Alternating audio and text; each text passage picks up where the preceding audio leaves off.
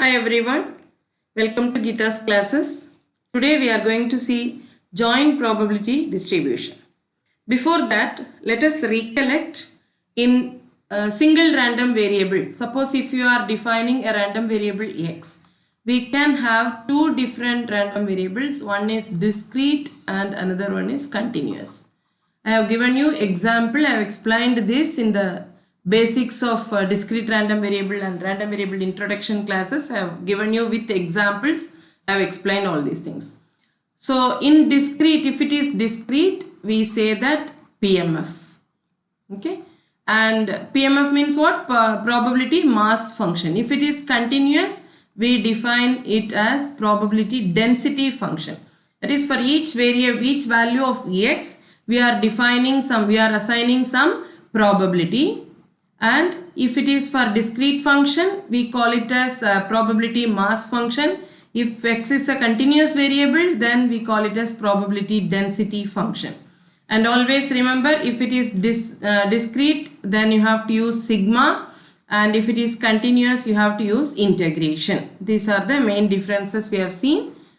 Now, more than one variable, if you are going to define, there are some requirements where we may have to define more than one random variable. Okay, so when there are two or more, then we talk about the joint probability. So joint probability refers to the probability that two events will both occur. That is, it is the likelihood of two events occurring together. Okay, and it is also called the intersection of two or more events.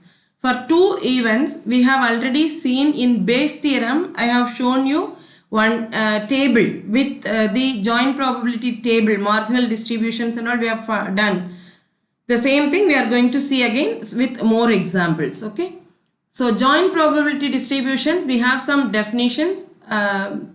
In discrete, in single variable, if it is discrete, then we have defined P of x. For x, we have defined P of x such that P of x should be greater than or equal to 0. P of x is a function, probability function, such that it should satisfy these conditions. First condition is greater than or equal to 0. Second condition is sigma P of xi, where I varies from 1 to n, is equal to 1. That is, the total probability is equal to 1. Each probability should be greater than or equal to 0 and total probability is equal to 1. Here this is for one variable. If you have two variables, the probability, same thing we are defining. The function P of xy is a joint probability distribution or probability mass function. Please remember, for discrete mass function, for continuous it is a density function. Okay. So here PMF of the discrete random variables x and y. Here we have two variables x and y, such that this probability, whatever we are defining, this should be greater than or equal to 0. Remember the first condition.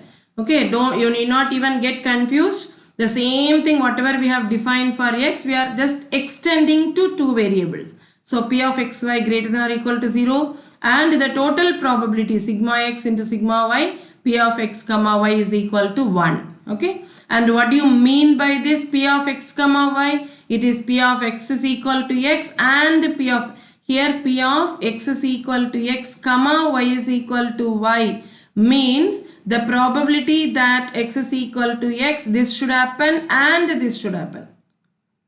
Y is equal to y. Okay.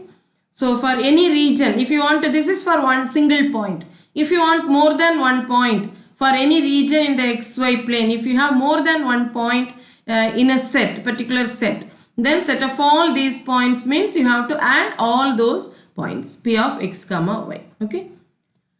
Now that is, I'll give you with the example, that is how the distribution table is formed. Probability table is formed, and from that how to find out the marginal distribution and the joint probability distribution. These are the joint probability distribution. See, x variable, it is going on this, x is a random variable, y is also a random variable. X values are x1, x2, x3. Capital X is assigned x1, x2, x3. These are the values assigned for the random variable capital X. Similarly, y1, y2, y3 are the values which are assigned for the random variable capital Y. And now what about this one, sigma? When you are taking total, what does it mean? Here sigma, these are called the marginal probabilities. These are the marginal probabilities. These 6 values will give you the marginal probabilities.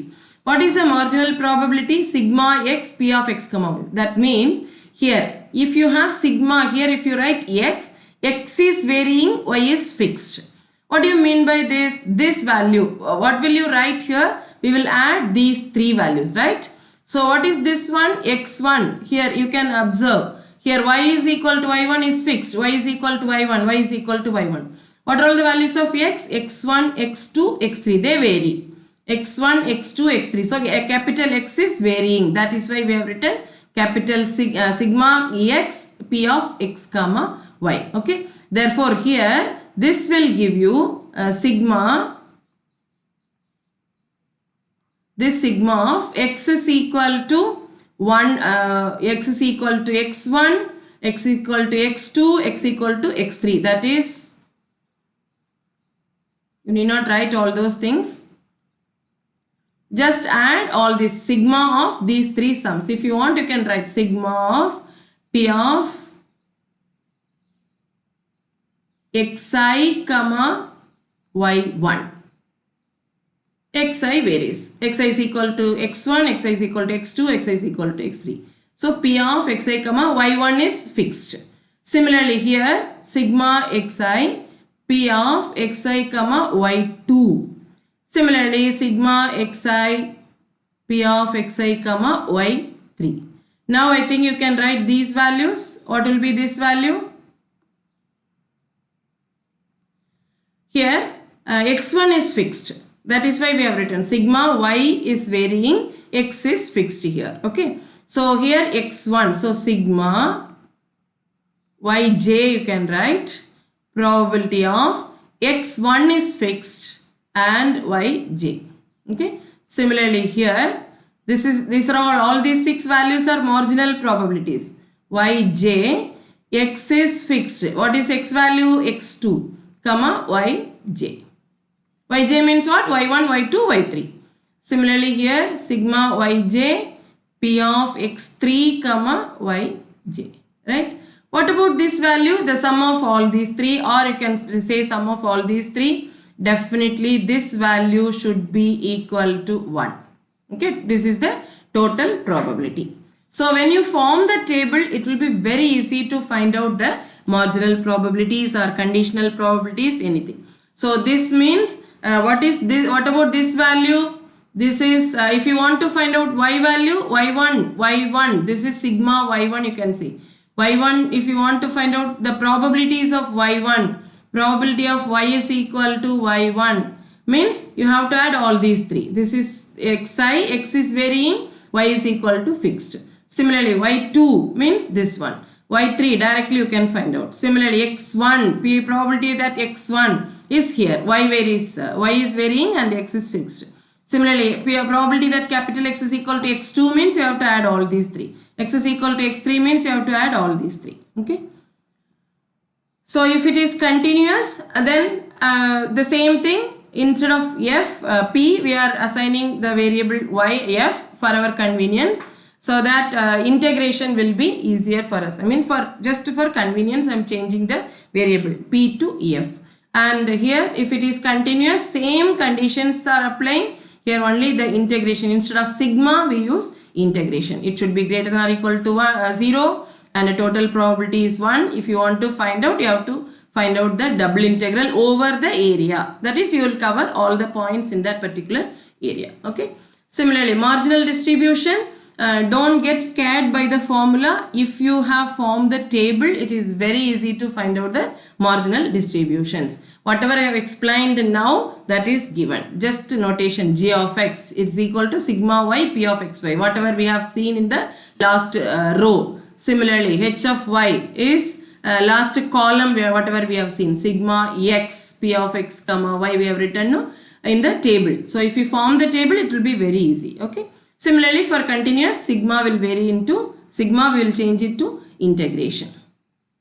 Similarly, conditional distribution also, same thing, p of x comma y, g of x. G of x just now we have seen the marginal distribution. So particular point, if you want P of y comma y given x, that means P of x comma y. What do you mean by P of x is x comma y? X takes the value x, y takes the value y, and you have to take the intersection of these two events. Okay, that will be in the middle of the table. Middle values you have to take, particular value. When we do the problem, you will understand clearly. You need not worry about that. Same thing for x given y also. The same thing I have explained here, you can just go through.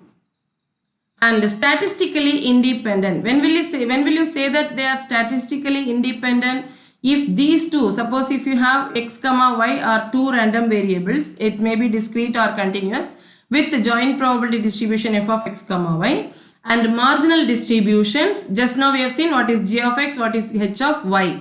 Then they are said to be statistically independent if and only if this f of x comma y should be equal to g of x into h of y. If this condition is satisfied, then we will say that they are statistically independent. If they are not equal, then they are not independent. Okay. So you will be asked problems, you will be given two functions, you will be asked to find out whether they are independent or not. When we do the problem, it will be very clear. Don't worry about the concepts much, your formulas much.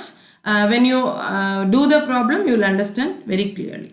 Thank you so much for listening. Thank you.